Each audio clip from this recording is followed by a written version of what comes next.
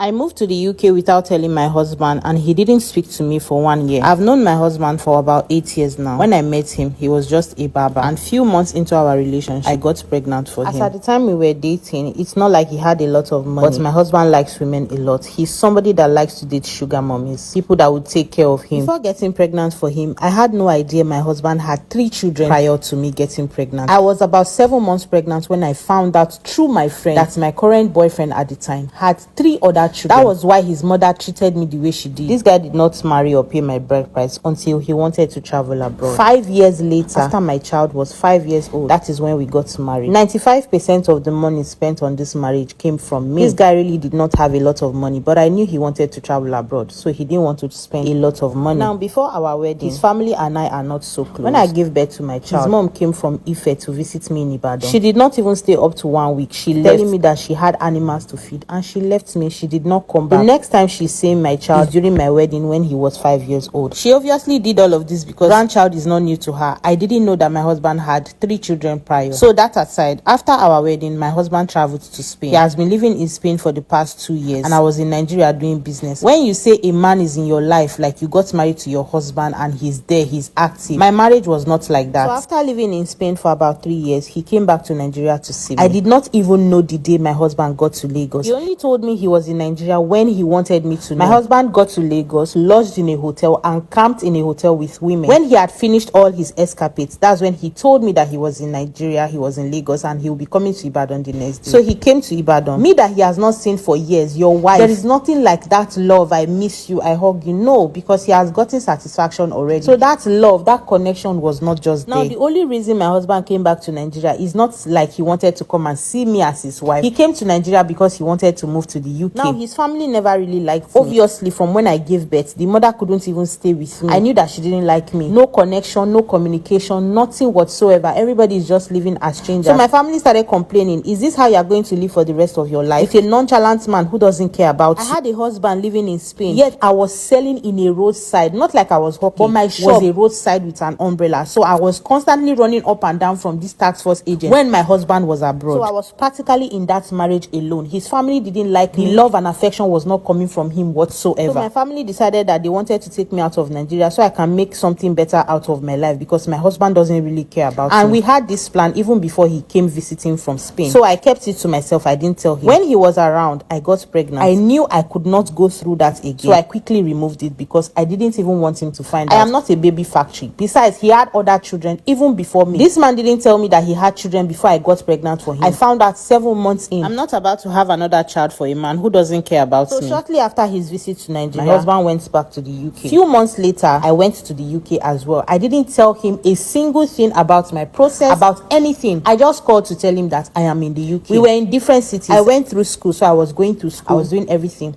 My husband didn't speak to me for 1 year because I did not tell him that I was coming to the UK. I didn't mind. I was going to my school and doing everything I wanted to do on my own. He started talking to me after about a year, and the communication is not like husband and wife. We talk once in a while. When I say I'm in a loveless marriage, I mean it by every word. I was living in the UK. I was still struggling as if I came alone in the world. My parents struggled to take me to the UK, but I didn't want to burden them. I had to start taking different loans so I can meet up. I came alone. I had to pay my tuition fee. I had to pay all the bills. My husband did not for one day send £5, say this is for feeding. £10, no, because I didn't tell him I was coming to the UK. So he allowed me to suffer alone. I didn't complain. When I was coming to the UK, I knew that I was going to be alone. After all, I've been alone in this marriage all this while. So the communication was just off and on. 2 years after, now I am done with school. I am now working. Few months in, my husband was aware that I took a lot of loan. I incurred a lot of loan because I couldn't really meet up. Now that I'm working and gradually paying off my loan, in fact, I have paid everything. My husband is begging me to come back. He's now asking me to leave my job, relocate from my city, and come and meet him in his city in the UK because I have now cleared my debt. My husband does not even want to support me in any way. This is somebody I supported when he was going to Spain. He didn't even tell me that his plan of coming to Nigeria was for him to move to the UK. He told me only when the thing was ready. Now he's also angry at me for not telling him that I had plans to come to the UK. I am so angry at what my husband has made me go through in the past. I was practically suffering in Nigeria as if I have nobody. Now I'm am in this country, I am thinking to myself, even though I am so angry at him, I don't want this anger to cloud my judgment. Should I go back to this man, or I should just focus on my life? I don't know why he was so pained that I came to the UK without telling him. He didn't speak to me for over